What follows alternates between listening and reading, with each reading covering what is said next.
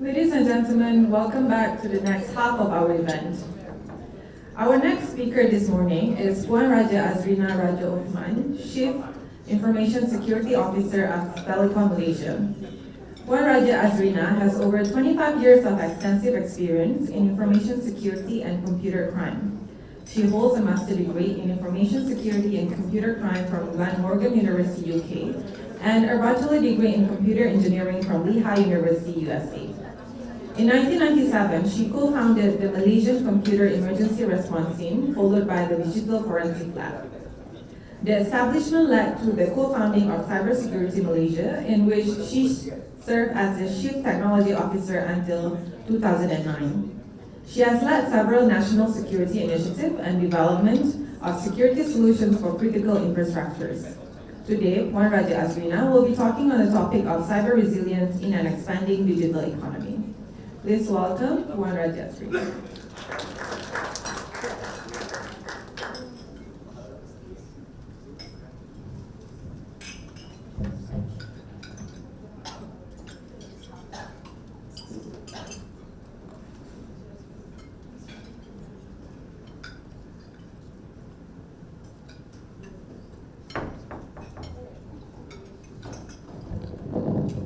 Assalamualaikum warahmatullahi wabarakatuh. A very good morning.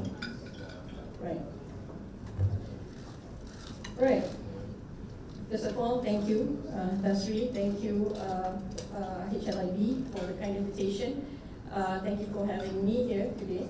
I'm given about 20 minutes, yeah. So I'll try to run through this quickly. What the two speakers have done today have already covered, yeah. The FUD, the FUD, the fear, uncertainty, and doubt. And I think my job here today is to share a bit on insight on how we actually address these threats, yeah. So, right. So let's start with a global outlook. Yeah, so we'll start with a global outlook, look at the trends in cyber threats, followed by a bit on what are the initial attack vectors. I think that was mentioned just now, some of the threats, but let's really look at what are the evidence globally on this. Thirdly, let's look at critical infra. What are the threats? Are they aligned with what others are seeing globally, right?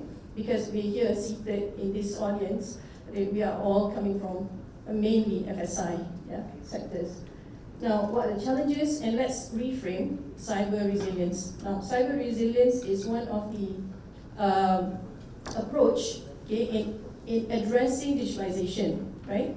Now, COVID-19 hit us, okay? What happened after that was actually a surge in digitalization initiatives. What organizations thought that they can wait, and suddenly they couldn't. Everything went virtual, and we heard stories of how large organizations moved to online in 2 weeks. So embracing all the online meetings and file sharing facilities all within 2 weeks. Now, so that migration was a rapid move, right? Towards digitalization, and with very little thought being put in cybersecurity, right?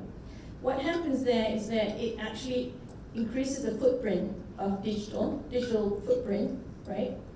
And what happens then is the opportunity, for the threat to come in. Now, in cyber attacks, in cybersecurity, as mentioned by previous speakers, this is inevitable. The minute you put a system on the network, every second it'll be hit. These are not human, these are robots, right? Now, with that, there will be hit and miss, there will be success and failure. But the criminal entity, what we call organized crime, they actually pick on the likely targets from there. And that's how organizations are faced with this challenge overwhelmingly. How do we deal with cyber threats, right? So we're seeing spike in email phishing went up 600%, yeah, as of February 2020, and that's when we were hit by the MCO, right? We saw 83% claim expanded infra becomes complex because suddenly you've got an on-prem solution plus a cloud solution, and it's a hybrid environment. And until now, what we have in most organizations is not full cloud or full on-premise solution, we've got a hybrid solution, right? Now that connectivity between the on-prem solution, which is legacy, plus the new cloud requires security. Now that's where, if it's not addressed accordingly, then we're going to be targets, yeah? Now, human error is one of the major contributor to a lot of incidents, yeah, be it data loss or misconfiguration of systems that provided opportunity gaps for attacks. Now, in any strategy or any decision to embrace cloud platform, for example, there is a need to ensure that there are security stack that comes with it, right? Now, a lot of solutions just go for the standard baseline, but it actually needs to take into account what are the security stack that comes with it, yeah? So we're talking about cloud, let's say software as a service, SaaS, yeah? A lot of us are actually using the file sharing that you mentioned just now, actually SaaS solution. For software as a service, yeah, one of the key criteria for security, key requirement for security is the authentication. How does it allow you to get in access? Yeah, the authentication. Is it based on username and password? If it's reusable, likely it's already in the dark web, being sold and auctioned, right? So username and password is sunset, right? It's actually irrelevant now. Anyone whose system is based on username and password, you are very likely to have your access already being sold in the dark web, in the underground, right? So it needs to be added on with multi-factor authentication or some additional controls to ensure that there's challenge and response to confirm your identity, right? So that's the direction with regard to cloud. Now, the threat impact. In terms of financial losses, an average 4.35 million losses average in 2022. This is based on Othman Institute, which is an institute that's been running this survey for over almost 10 years. Yeah? And if you look at the impact with ransomware, the losses is even higher, right? So what it's saying is that the compromise of ransomware will actually eat up more, yeah, of your revenue, yeah, and it requires a lot of effort to recover, and in most cases you will not be able to recover completely, yeah. So what happens is that in 2022, as opposed to 2021, they're seeing more frequent incidents involving ransomware, right? So now in Malaysia, I think we are also aware that there are organizations that's been hit, yeah, by ransomware. The severity very much depends on what was hit, yeah. If it hits your crown jewel, you see, yeah, then it will actually bring down your business for weeks, yeah. I think one was hit and they were affected for over 2 weeks to recover. And that's when your crown jewel is affected. Now, what's crown jewel? In cybersecurity, we identify crown jewels in our ecosystem. Crown jewels are the main core system in which your other systems are dependent on. So these are for example, the authentication system, the Active Directory, the AD, your back-end database system, your business, core business applications. Yeah, these are the what we call the crown jewel. Now, in the event of these compromise, the impact will be much higher. So how we approach security is that we prioritize. We identify where our crown jewels are, what are the controls that we need to add on to them, right? So this is the situation with regard to global outlook. Now, if we take a step back, look at what are the initial attack vector. In cybersecurity, we call attack vectors are the penetration points, the first entry point into an attack, right? So if you look at this study, this is also from Othman and its most recent 2022 study, the top 4 penetration comes from business email compromise, from phishing, from stolen and compromised credentials, which, as I mentioned, you can simply buy. It's harvested and sold and auctioned in the underground. It is also contributed by vulnerability in third-party software. These 3 contributes the most, top 4, in terms of losses. Yeah, that requires recovery, right? Now, if you look at this, what kind of timeline are we talking about in terms of detection, right? So in terms of compromised credentials, it takes 327 days to detect. Now, the thing is, these are dependent on how much monitoring you're doing of the underground. So that's how now organizations are subscribing to threat intel, we call threat intel, right? Threat intel are those with all the eyes and ears underground, and they actually picked up all this early notification of what assets, data assets that are being harvested and sold, yeah, related to your organization. And with that early notification, you are able to respond faster, right?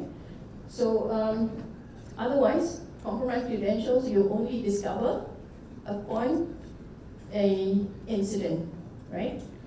The fact that a lot of attackers come in and stay, okay, are very stealthy, and they will remain in the network for various purposes, to harvest the information, to commit fraud, okay, to resell the access in your system to other the parties of interest, right? So they will not make their presence felt until time comes when they are not getting what they want to ransom you, and then they will hit you, and that's when you discover, oh, the first point of entry, the initial attack vector, was actually compromised credential, right? So you want to ensure that you're actually monitoring these stolen credentials and be notified early, right? Now, what I'd like to highlight here is that out of the number of types of attack vectors, 80% of the losses are actually due to gaps in people. In security, we've got these 3 areas, yeah? People, process, technology. What you can see is that 80% of the losses are due to people factor. Now, people make mistakes, yeah? They hit on they basically fall for phishing mails, right? They fall for BC or business email compromises, yeah? These are all human factor. So in our organization, what we're doing is that we are building human firewalls, okay? So we have programs that strategically test, yeah? And we're no longer just doing awareness, okay? We're actually testing them, whether they are able to differentiate between a phishing mail and a non-phishing email, right? So this is the approach that we've been doing for the last over a year, yeah, and we're seeing results, yeah. So we no longer ask whether did you click on the phishing link? No, we just send the phishing mail, and then we measure how many of them fell for it. So how many of them actually clicked on the link? And upon clicking on the link, they get notified that they have to attend training, right? you will get notification, a link to a training module, a 3 minutes, sitting, walk through, make sure they understand and learn from it, yeah? We'll do the exercise again and again and again, all right? Until the numbers drop, right? So there's no way that they can lie this time, yeah? Because we're not going to ask them, we're just going to look at the system, right? Okay, so this is the approach that we're doing, right? We need to build this human firewall so that they have these knowledge, yeah, by design, and no matter how, yeah, the trick is, yeah, they must be able to know what are the key indicators, yeah, identifiers of phishing or scam, right? All right. Now, having looked at that, let's look into critical infra statistics, right? For critical infra, most organizations are well invested in cybersecurity. So what you can see here is that the first thing that you notice is that there are lesser human factor, but there are more technological challenges, right? Now, we're seeing here breaches due to ransomware attack, destructive attack, or IT failure, right? Now, these are technological related incidents, yeah, due to various factors, yeah. One of the factors, inadequate technology controls. Now, security controls evolve. It must evolve just as the threat evolves, right? So you can't have the same security controls that you've had 20 years back and be dependent on that, right? So you need to understand the code that you deploy, the applications that you deploy keep coming, right? And this is something that you can't stop. People are organizing events, ensuring business, new business rollouts. These all involve code. Now, how much security efforts being put in to ensure the code is good, yeah, security-wise? How do you ensure that there's no gaps in the source code that invites attacks, right? Now, often the challenge here is that in ensuring the technology is taken care of, it requires constant review. So it requires assessment. It requires, for source code, for example, it requires security design, yeah, to be early in the stage of any project, yeah. Now, for people factor, it has also extended, yeah. It's no more just dealing with your own internal staff. It's also dealing with your vendors, right? That landscape for support of your infra has gone beyond your organization, is extended to your supply chain. Now that's a challenge itself. Organizations struggle to ensure how do you ensure that there are protection at that layer, okay, with very minimal investment, right? Now, I think some statistics shows that 19%, yeah, of incidents are due to compromise at the vendor environment, right? So that is some of the challenges that you will face. Now, when we look at these incidents, yeah, or attacks, right, we come down to the question why. Why do breaches still happen? Yeah. Why are we still facing phishing? I mean, I've been in security business for over 25 years. Phishing was still there 25 years ago. It's still here, okay, 25 years down the road. Okay, what's going on? Why we keep having this situation, right? Now, there are a few factors.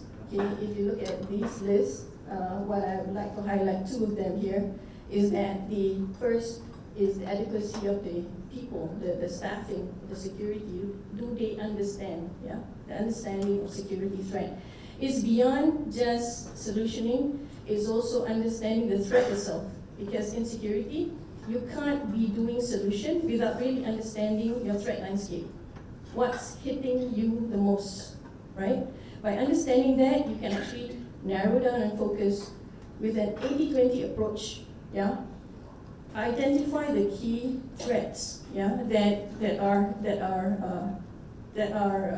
facing the organization, and address it with at least 20% control. Okay, that will address this 80% threat, right? So now we're seeing these resources, human resources that needs to be in place, but at the same time, attackers are very much well trained. They are using sophisticated techniques, right? So attackers are persistent. They are very well financed, right? They never sleep, right? So, and here we are. Do we have adequate security staffing, right? So that's the two that needs to be balanced out.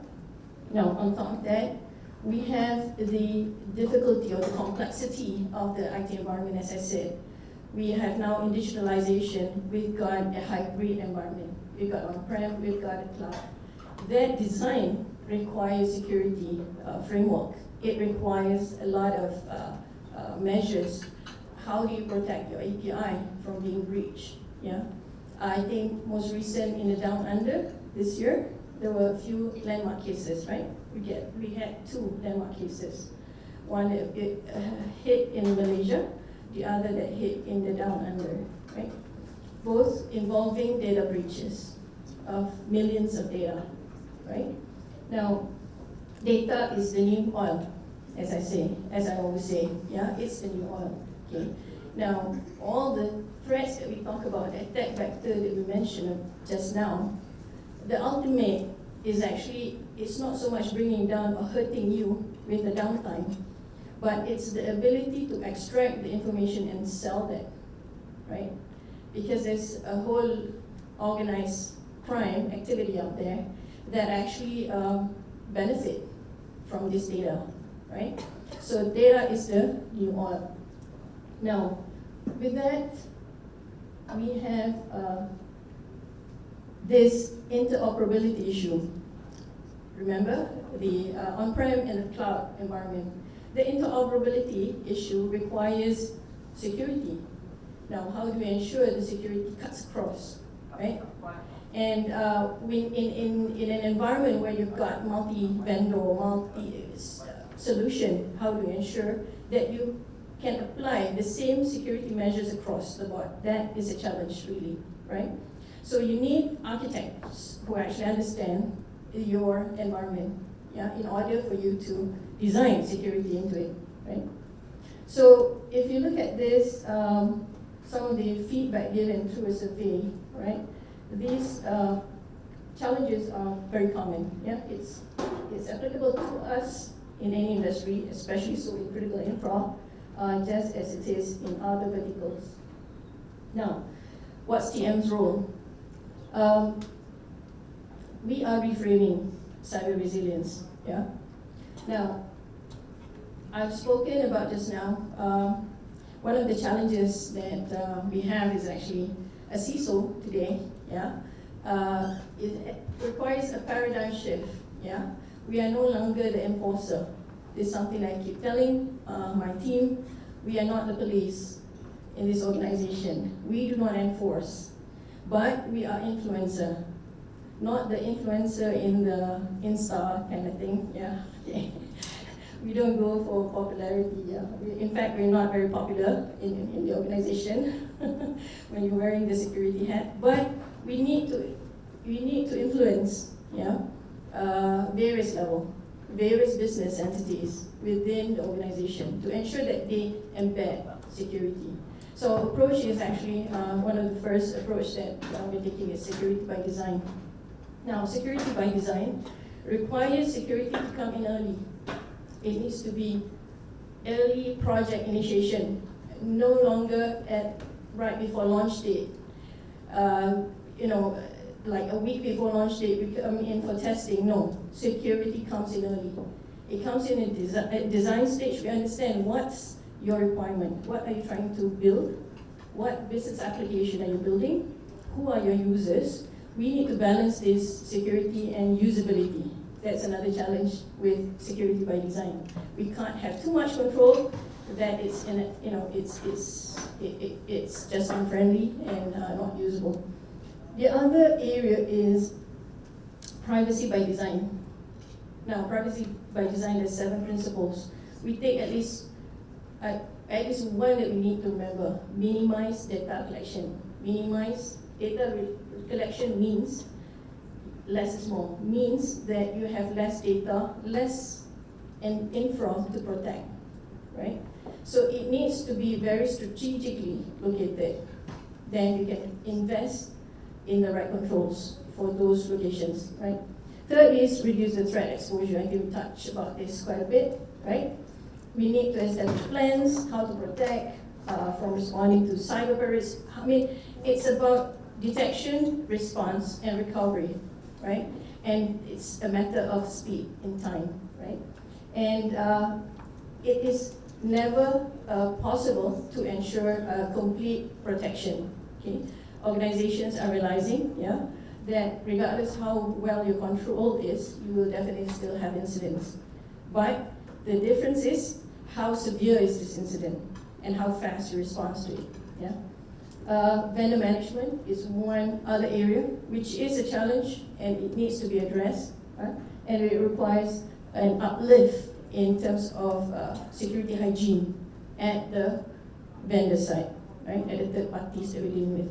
All right, so pretty much that's all I have for today. Thank you. I'm opening for Q&A. We'll open the floor for Q&A session. Please raise up your hand so we can pass you the mic.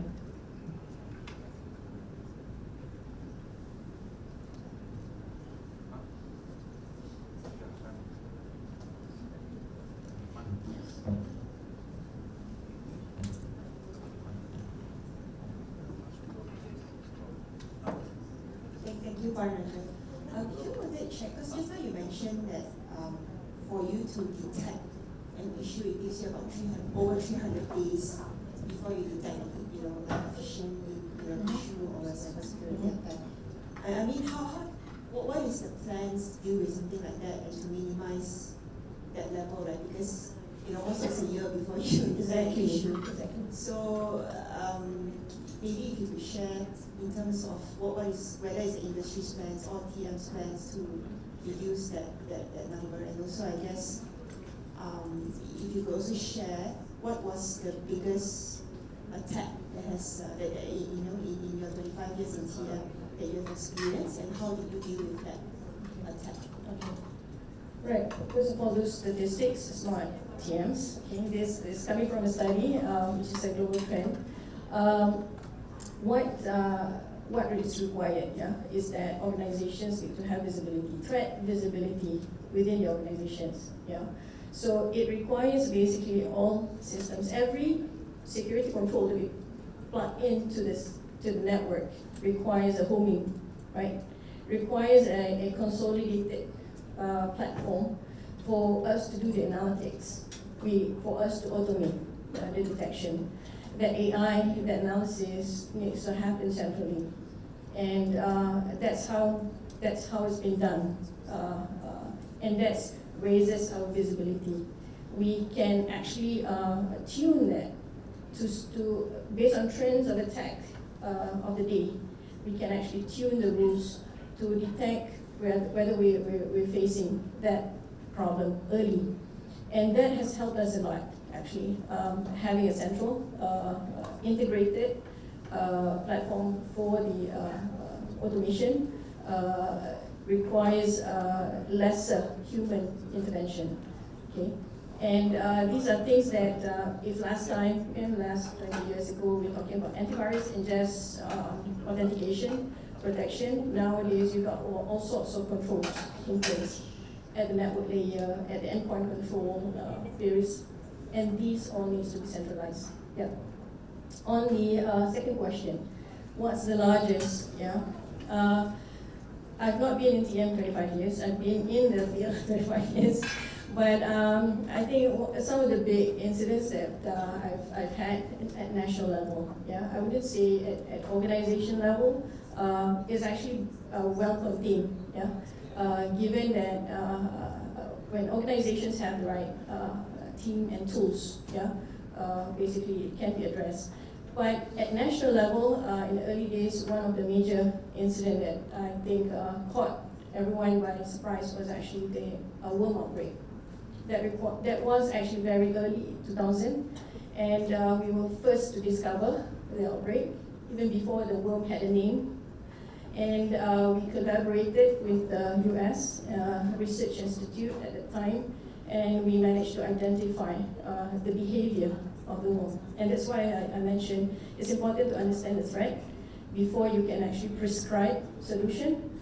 So we need to understand, we had to capture in a honeypot, and then we simulated it. And from there we devised an advisory on how to quieten the worm. The worm is still out there in the internet right now, actually, but it has very little impact because systems are patched, right? So this is the thing with security, it actually accumulates. The attack that you've seen 25 years ago is still there, very noisy in the network. It doesn't disappear because there's always several devices compromised. Okay, but your defenses needs to be uplifted because you become immune. It's pretty much like COVID, right? It's still in the air, but it's how your body is actually immune to it, right? So that's how we live with security threats, right? On behalf of Hong Kong Investment Bank, I would like to thank Puan Raja. I think that's the question. Oh, sorry. Go ahead. Yes, sorry about that. This is probably more consumer question. After hearing from Mr. Fong's attacks, so many of us are unified customers. So does TM provide the firewall embedded into every single unified services that you provide? Yeah. And if not yet, when are you going to provide? Yeah. Thank you. Right. Yes and no, right? Because it depends on the devices that you got. Most of the new ones that are rolled up comes with it, the firewall feature. The important thing is the configuration is to block all incoming. Yeah. So firewall has two functions, incoming and outgoing. So we want to ensure that the default protection is for incoming. Outgoing is something that if we were to limit, then the customer will feel limited. Yeah. So that's the direction that we're doing. We ensure it's embedded. Yeah. Inshallah. Right. On behalf of Hong Kong Investment Bank, I would like to thank Puan Raja Azrina for sharing her insight with us.